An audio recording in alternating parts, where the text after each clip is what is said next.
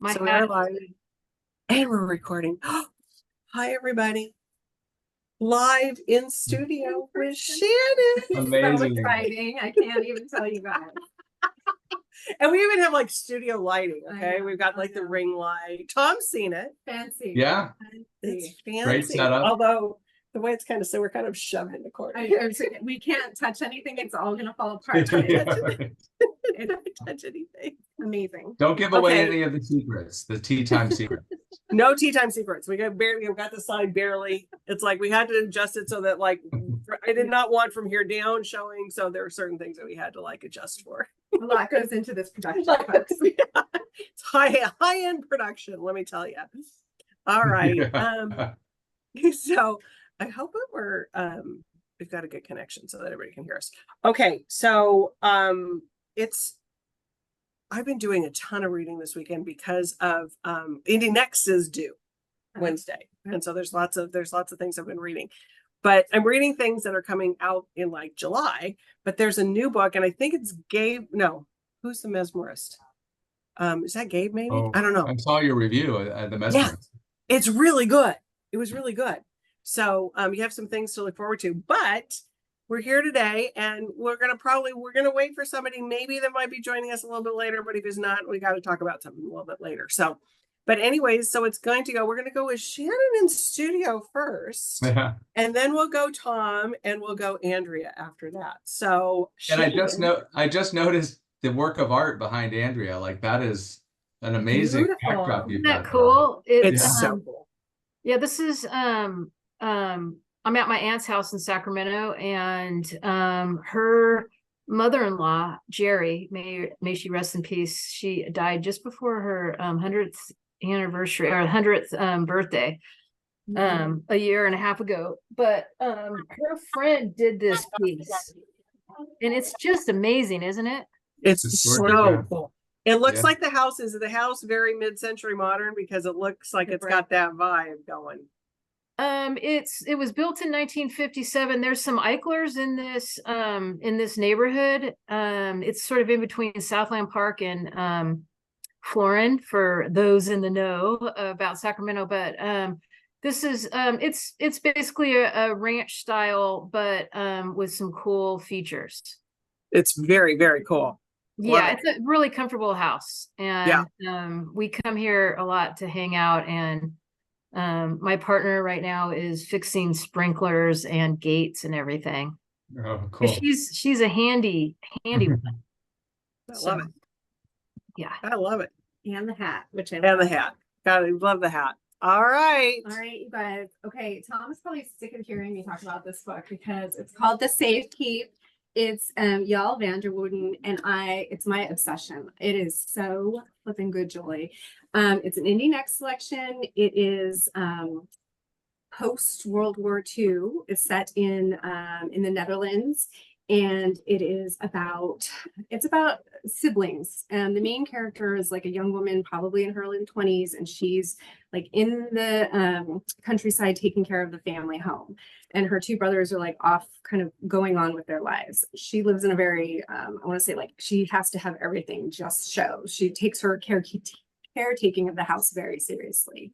And one of her brothers gets a job somewhere else, and he kind of dumps his new girlfriend, who is like the antithesis of her in every way. He says, she's just going to come stay with you. She needs a place to stay. She doesn't have any work, just, keep an eye on her.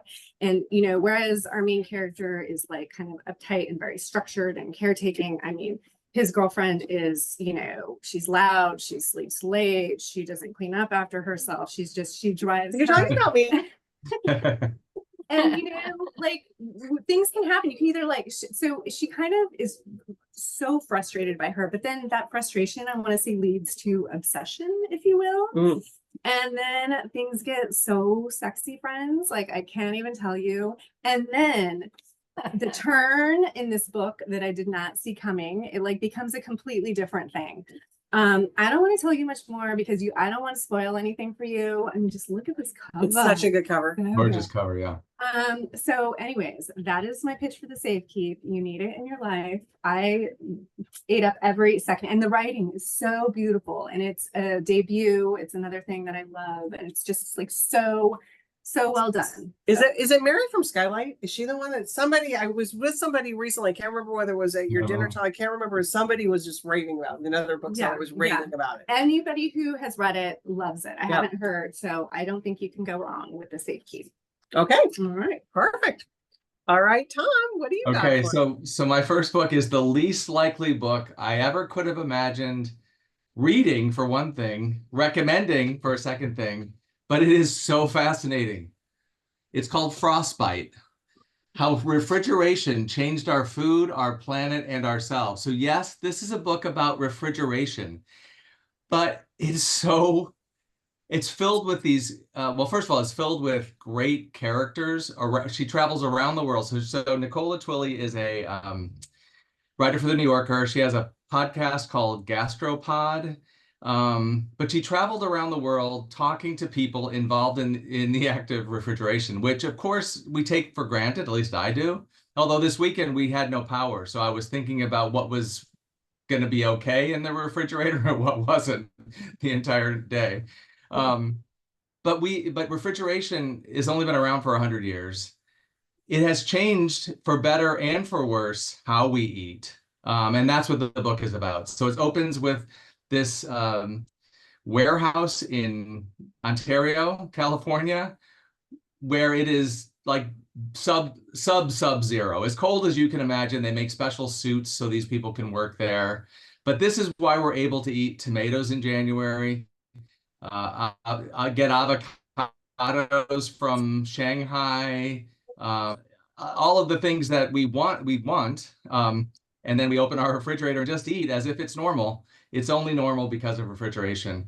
So it is like just filled with fascinating facts, but also great, like I say, great eccentric personalities who live in this world.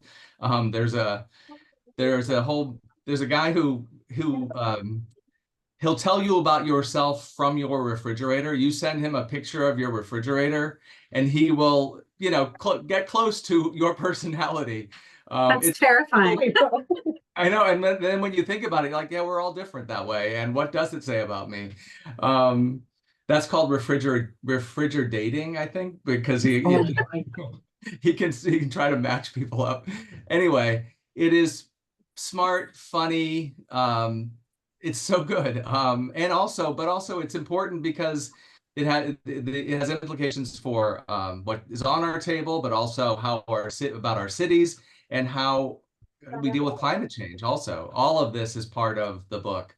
So it's from the editor at Penguin Press, which is why I picked it up in the first place. She's the editor. She's one of the great editors, and she's the editor of Michael Pollan. So if you like Michael Pollan, for sure, this book was up your alley. Mary Roach for the science. I was going to say, it sounds like the Mary Yes. Roach vibe. Yeah. Totally. So I'm thinking this might be my last refrigeration book, but it's a good one. Frostbite. I love it, Nicole but it's Twilley. true. But do you remember? I mean, my grandmother. Okay, I'm old, so my grandmother was old. But she had. I remember back in her pantry. Now she was when I knew her. Obviously, she had refrigeration because I was born in the '60s. But she had the old ice box Oh yeah. still in her like back pantry area With the 'cause block with of the ice. block of ice with this. I mean, it's Right. just it's amazing how that's changed and what that's changed for all of us. Yeah, for sure. And that we're so comfortable eating berries from wherever, and it didn't used to be that way. So, Yeah. Oh, well, I mean, you can go into the whole, I mean, there's things like on, all the reels and everything of like when kids come home from college and they clean out their parents' refrigerator of stuff that's like, that's been happening to us. Yes. It's like, okay, this expired in 2009. I think it needs Yes. to go now. They're like, why is there's nothing in your refrigerator? What's going on? Yeah, what's happening? Yeah, that's it. That's what's happening in our heads. Like, there's nothing in there. Okay, I wanted to say in here real quick though, Diane was on here, Shannon, saying that she got a copy of Safe Keep from her friend. Oh, yay. So Diane will be reading Well, that. Enjoy. I It's know. so good. And then, yeah, so there you go. So that's a good one. So refrigeration. I like it, Tom. Frostbite. I know, frostbite. I love it. All right, Andrea, what do you got for us? Well, number one, I don't know how it happens, but every time we clean out the refrigerator, there's stuff that I thought we got rid of a long time ago, like old like syrups or shrubs that I Yes. made like circa 2018 for cocktails. And I'm like, Yeah. how is this still in there? Or my thing is jam. And I Oh, don't know yeah. why I always buy jam because I don't eat jam that often. But I mean, there was a while where we had like 12 jars of jam. And Yeah. it's like, why? All a quarter. And Oh. like, and how did you not like get rid of it before? You Right. know, it's so weird. It's like, it's just this thing. And I'm like, I thought that all of the syrups, all of the shrubs, all of my little concoctions were gone. Yeah. And then another one shows up. Right. It's crazy. Yeah. I want to talk about Democracy or Else. This is, as you can see from that very bright cover from the host of Pod Save America. And this is it's a useful illustrated guide to saving America's democracy just in time for the 2024 election and 2025 insurrection. Because it's coming and we know it. They're like, you know, basically just like they are not hiding what they plan to do. So this is perfectly timed, like I said. And it's funny and calm and clear-eyed, even though some of the prospects for what could happen are horrifying. And this basically details how people can get involved in politics, from voting, but also to canvassing, to running for office, etc. In the places where that's still, you still have time to, like, you know, put your name in, throw your hat in the ring. And this is from, of course, the hosts of Pod Save America, but they, all of these guys were White House aides during the Obama administration. And they have been making the rounds. Last week they were on Colbert, and then this week they're doing about 1,000 morning shows. So they're everywhere. The publicity tour is immense, and we've seen a huge demand on the other side of our business. I work for Ingram Publishers Services, right? And the Ingram wholesale side. I mean, the demand just went insane today. By 10 a.m., like all of our distro centers were out of stock because of the morning shows.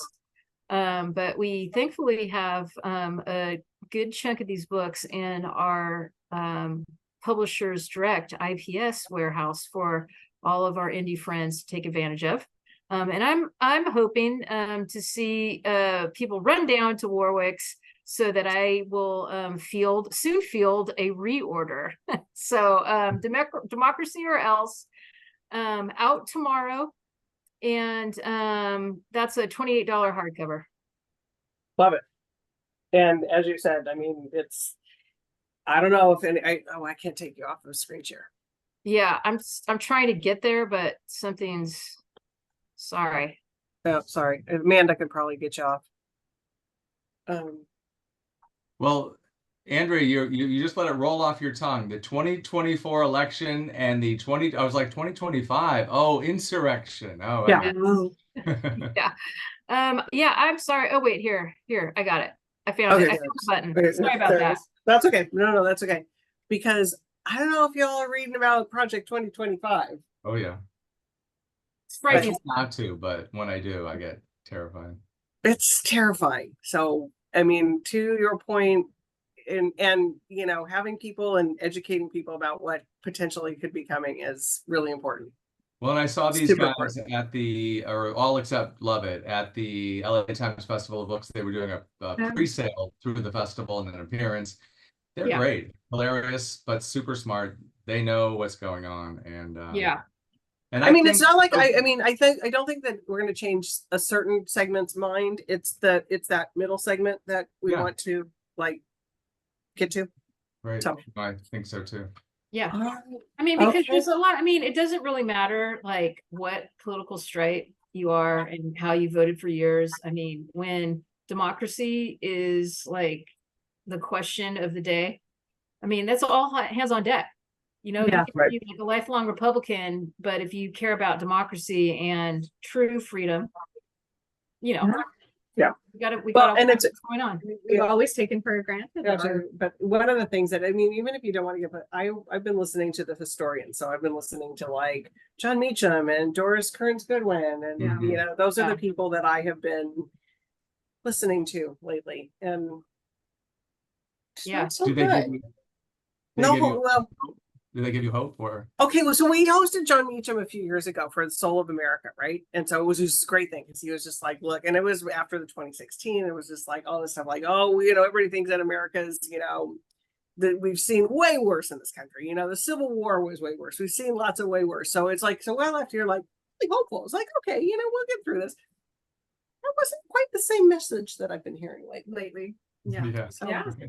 it's interesting. All right. I try not to get political on here because it's just everybody's got your beliefs Well, and you believe what you need to I'm believe. gonna drastically switch gears Yep. on y'all, so it's gonna be Good. if you literally want to stick your head in the sand about all of it, this is Ruth Ware, One Perfect Couple. You guys probably know and love Ruth Ware. I will say, thrillers for me, I don't read thrillers all the time, but they are very palate cleansing for me. Correct. Like whenever I'm in a reading slump or I just like can't figure out what I want, like it's just something you can just jump into and it's page turning, and like Ruth Ware, she's the best. You guys probably know her from Women in Cabin 10 and One Perfect Couple. Okay, so this takes kind of her locked room mystery, which she's really known for, and then adds my obsession with, have I ever admitted to you guys that I have a reality TV junkie? I love it. And so it's like that locked room mystery meets like Love Island meets The Bachelor. Like it's all of those things. It's a couple. One has like just is kind of finished her postdoc and is trying to get employed, and she's been dating this guy who's trying to get his acting career going, and it just kind of never gets going. We kind of all know the type. And he comes home one day because he has got them booked on a reality TV show on a deserted island, and all maybe is going to go well until bodies start appearing. But it's just like it's what you need by the pool. It's what you need to go in your beach. I know it's psychological. It's all the things. So it just goes down so nice and easy. So if you want to put your head in the sand, you need a break from all the political stuff, and you just want like that page turning summer read. One Perfect Couple. And she's good. She's good. So- The It Girl. Yeah, she is so good. And so Elizabeth, you're on here and you've never read her, so this is a good time to read her. Never heard So of it. yeah. Yes, she has a long, deep backlist, and like she is so solid. She has a long list, but I think her breakout really was Women in Cabin Kevin 10. 10. Yeah. Yeah, when that came out, that was kind of a big deal. Yeah. But her books, she's a kind of a book a year author, and she doesn't disappoint. She doesn't disappoint. No. And so you'll have a whole backlist to go to, Yeah. Elizabeth, if you're going to do that one. So. Yeah. Yeah. And you don't have to read them in any, they're all No. separate stories. They all stand alone, Yep. which I kind of like. Me too. Yeah. I kind of like that too. I can't stick with a series. Yeah. A series sometimes it's just like, yeah, there's some good things, but yeah, I'm kind of the same way. All right, Tom. Okay. You know mysteries. So after you finish the Ruth Ware, this is going to be a good book because it's both a page turning thriller, but it's also it's a little bit darker, I think. So Flynn Barry's Trust Her. She's the author of, the last book was Northern Spy, which was, this is a follow-up to Northern Spy, the same characters from Northern Spy. So deep into she was a Reese pick in the heart of the pandemic in June of 2021. And it was one of the biggest Reese picks to that point. Because she's a great thriller writer. I am personally obsessed with anything set in Northern Ireland or Ireland. And so that delivered as a page, because you get a lot of there's a lot of the serious history of the place seeps into the thriller. so you don't have to have read Northern Spy to enjoy Trust Her, but it's certainly, I mean, I recommend Northern Spy. It's a great read. But this follows up with this pair of, there's two sisters who have made their way from Northern Ireland at the end of that book to Dublin, trying to create a new life. But of course, what happened in Northern Ireland comes for them in Dublin. So it's there's the IRA, of course, plays a role. It's really just a pulse pounding kind of thriller. So we have a great quote from Laura Dave. She says, Flynn-Barry is a must read for me. Trust Her delivers her trademark blend of riveting suspense and a beautiful emotional depth. You will love this novel. So on sale tomorrow in hardcover, Flynn-Barry's Trust Her. Perfect. Good summer beach read stuff to just like, Yeah. to your point, just to put your head in the sand and read I it. have a soft spot for those Irish. Yeah. setting. Yeah, anything. Me set- too. I'll read anything that's set. in Kind of, yeah. Yeah, anything, yeah. Any I- kind I of love- genre, any, yeah. Me too, because I'm trying to think, who was it? Why can't I think of the person that I interviewed, Tom? Why Why am I drawing a blank? ton of French. Tana French. Oh, I Tana was French. afraid- She's a master. Yeah. I was afraid I wasn't going to come up with it. And how Yeah. could I forget Tana French? Is Northern Spy an older book? Yeah, With 2021. 2021. So not super old, but It was her yeah. last book. You might be thinking of something that wasn't there a title that There was Like under Career the Stuff. first one was Under the Harrow. Under the Harrow? No, I'm thinking of something that's similar to the name of Northern Spy. Like, didn't like Oh. Hooray or somebody like that write a book that was something Could have been, close yeah. to that? I think so. Yeah, which was an older title. Yeah. Okay, Andrea, what do you got next for us? I hear that Oh, that's you're pretty. a big fan of this book, Julie. Woo woo! So I'm excited to talk about this. The Throne. This is a big, thick novel from Franco Bernini. He's the author, and Europa Editions is the publisher. So this is another book in translation, which is their bread and butter. And this is just a like brilliantly detailed and researched historical novel. And it's the first of a trilogy that recounts the enigmatic machinations of Machiavelli, which I think is actually where we get that word machinations, but don't quote me on that right now. I mean, I'll be looking it up. Yeah, I'm pretty sure actually. But anyway, it didn't strike me until I said it that might be the case. But anyway, and so this really gets to the heart of this character who is obviously like one of the most well-known political strategists of all times. It's incredibly well written. Julie can attest that it just like it grips you and it's totally immersive. And it's set against the backdrop of the Renaissance too. And so it has all of that. It talks about like the flourishing of art, and it's just one of those books that takes you away. And this is another one, like you can't think about current events all day long because it will make you crazy. So like this is the kind of book I think it's 415 pages or something like that. It's this one, you'll just like, it will take you away. This has got a lot of in-house favorites, like it's an in-house favorite for many of our reps across the country that are working in all different channels, not just the indie bookstores. And we think it's a winner, and we think it's going to sell well over time, and people are going to be waiting for number 2. Yes. All right, take me. Yeah, there you go. Okay, so yes, I love this book, and it hits all of my sweet spots. Machiavelli, the Borgias, Cesare Borgia. We're in Florence. It is just. I love this book, and so it's got it all. Sounds Well, so I'm the very good. time excited. period. And I'm very Europa excited, Editions, thank they you. do such great things. Oh, Europa does. Yeah. Europa does great things, but this is Yeah. just got it hit all the buttons for me. And so Yeah. it is really, really good. The time period's fabulous and they do a really good job. It's interesting because this is the start of a trilogy. So obviously it's really the start. This is before Machiavelli was Machiavelli like we think of him. So Right. it's really interesting because I know Yeah. we're going to watch what he becomes. So Yeah, really- that's so great. I mean, it's really good. kind of like, and I think that this has the, I think fans of Hilary Mantel will like this Correct. because of how deeply research and all of the details, the historical details, but also like the personality studies. Right. Well, because that's the once thing. you're I mean, there. well, it's about Machiavelli. It's the Cesare Borgia and who he Yeah. was and what he did.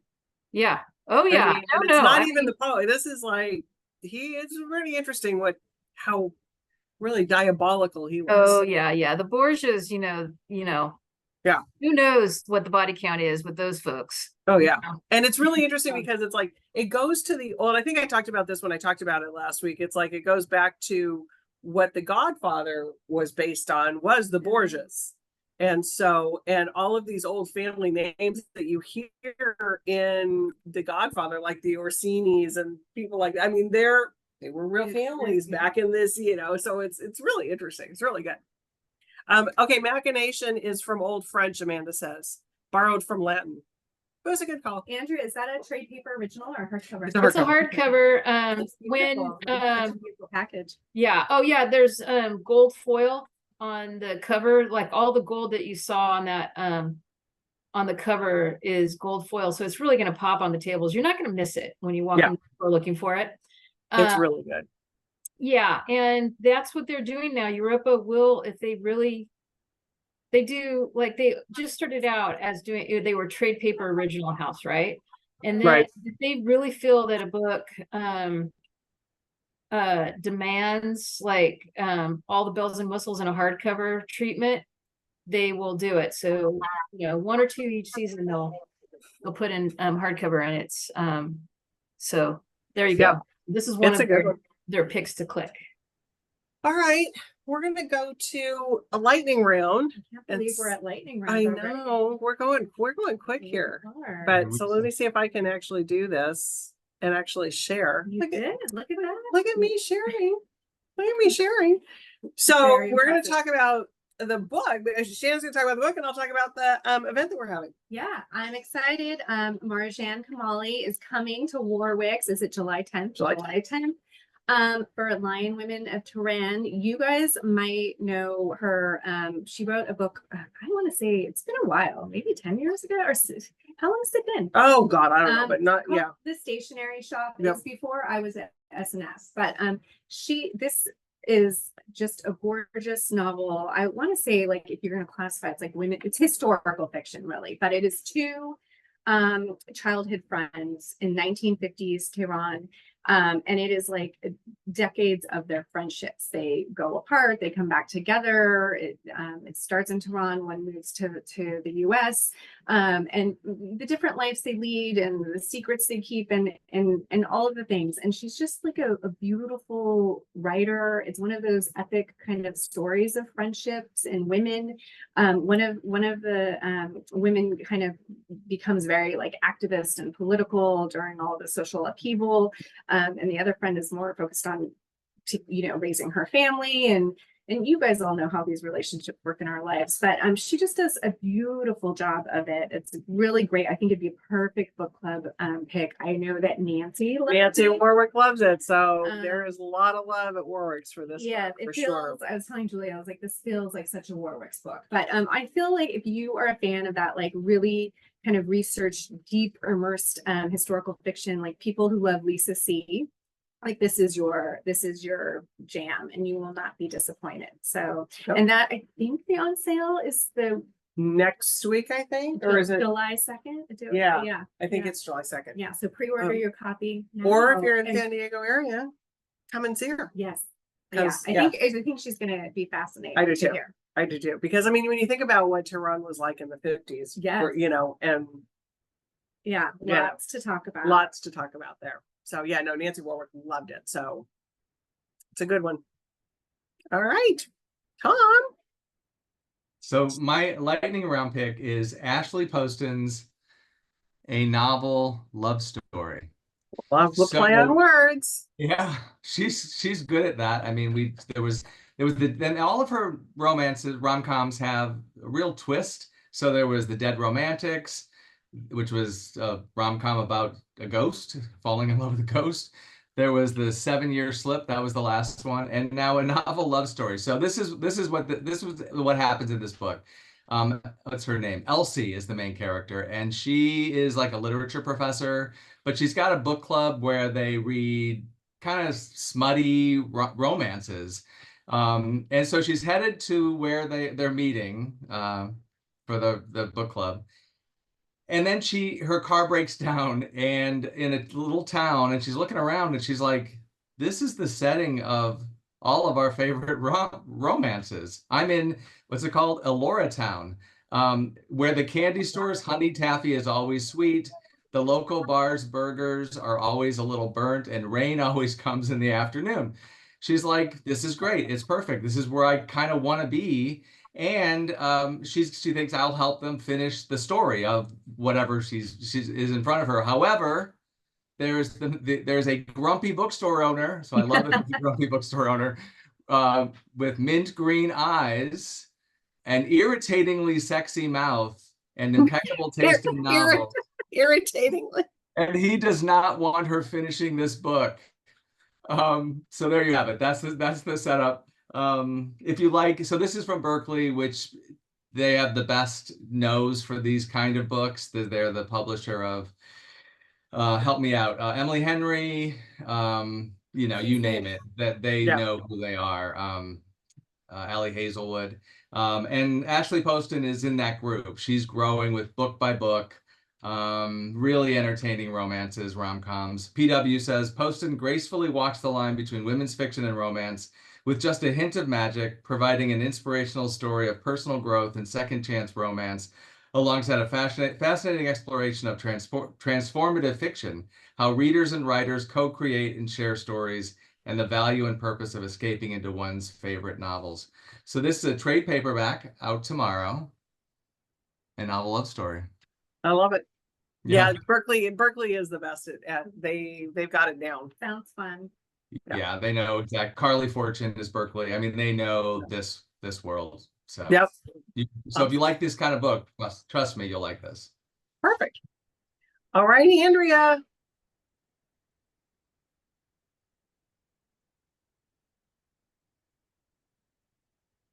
Nope.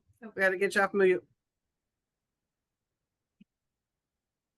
Andrea, are you on mute? There you go. We saw it. There you go. Sorry. Now I'm gonna go back to when I'm in screen share mode, you can't do things like you can't do things. Unmute. Yeah. Unmute. That's why we're all scared to share our screen. Oh Lordy. So I just wanted to give a brief shout out to James Holland and his latest World War II battle narrative, Burma 1944. This is just another one of his magisterial, sorry Amanda, but it is a magisterial like World War II narrative. This like really it chronicles the Allied victory in Burma, and it basically represents the turning point in the Far East, so in that theater during World War II. And the great thing, this, and yes, I know we're past Father's Day, but this is one of these books that anybody who's interested in World War II history is going to want this single battle narrative.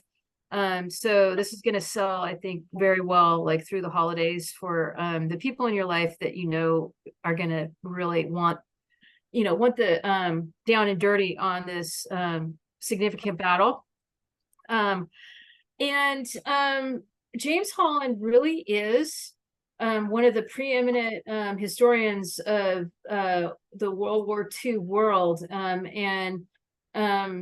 is a successor to the likes of Stephen Ambrose and Max Hastings. And so Grove Atlantic, so Grove Press and Atlantic Monthly publishes him, and he's a house author, and they have just stood by him all these years because his histories are amazing. And so you see his name and you have somebody in your life that reads this sort of war history, he's one to pick up.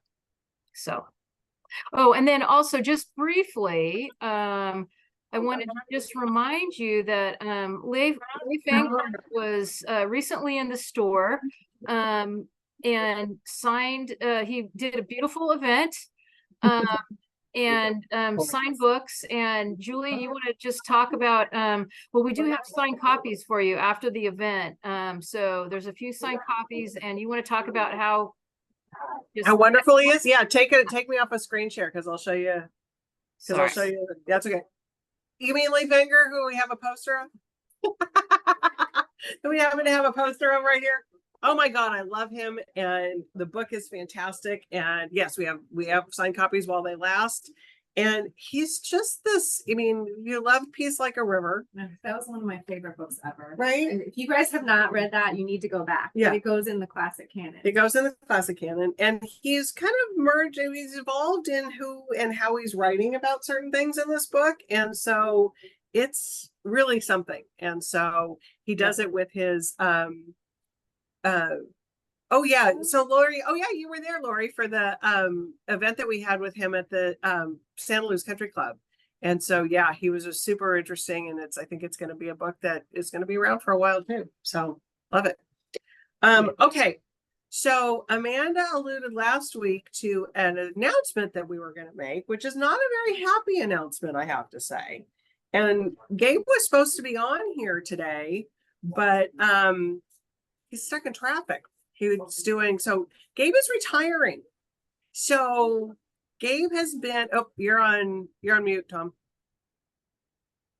What do you Leave it to Gabe to be stuck in traffic. He's this. They have his the last most week, tea time and he- appearances ever. And then I know. I know. Seriously. But he's out there making sure that every book gets sold right before. right to the bitter end. Yeah. Right to the bitter end. I mean, Gabe is, he's a quintessential iconic sales rep that has been so instrumental. I mean, in what I've done in my job in the last 14 years and what the relationship that we've had with him. He's one of a kind. He is kind. He is all of those things. And we're going to miss him so much. Big time. Personally, just on a personal level, but just from doing this, Gabe was always recommending just fabulous books for everybody. I know you all were reading a ton of what he recommended because I would see it the next week on what you guys had read and stuff. So Gabe was, like you said, I think he made the most tea time appearances. Maybe he might have battled me and Amanda. Yeah, right. I think that's fair. Yeah, for sure. 37 years in the business. 37 years in the business. That's I never missed an opportunity to talk books. I mean, I know Gabe back from when I was a baby bookseller at Romans in Pasadena, and he was our sales rep there and was like one of those reps that would walk in and hand books to all the staff and tell us what to read. And he's just, I mean, we all know him and love him, and it's a big deal. It's a really big deal, and we're going to miss him tremendously. But I threw out a thing to him, and if he ever watches this and he sees it, I'm hoping in his retirement that he might like pop on here and tell us what he's reading in Be retirement. careful though, he may not miss another tea time. And I'm okay with that. Yeah, right. And I'm serious. He might be reading some of your. I'm speaking as his arch enemy, of course. So as yeah. arch enemy, Yeah. but in retirement, he might be reading all of some of your stuff. So That's right. yeah, he could be emergency host. We can bring him in here live. Oh, that's true for and he sure. can take Oh over. yeah. Oh Yeah. yeah. I like that we're all making retirement plans That's for Gabe. It's like, you got Gabe- retirement. But Gabe, I think Gabe will be using the mute button more than you do, Julie. I think I know. he's He'd be I muting. suspect, He'd be muting but- all of us. He'd be Like like everything you've said about him, so true. I mean, he is quintessential and one of Yeah. one. And one of one. He will be Absolutely. missed by all of Yep. us. By all of us. I mean, Everybody in Southern California. we're just gonna miss him tremendously. And I mean, I hope he lives in here, so he lives here in San Diego. So I hope he won't be a stranger to Warwick's, and that we'll get to see him. But I will miss him on a professional level very much because really enjoyed all of the working that we did with him. So what I'm gonna do is I'm gonna pitch one last book for him because this Oh, was on nice. his list. So this is Joyce Maynard. If you know Joyce Maynard, she wrote Labor Day.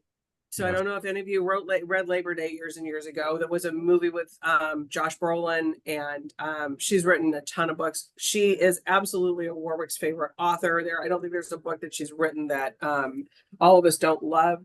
She's actually going to be here next Monday for this book, How the Light Gets In. So this isn't out yet. This is not out until next week.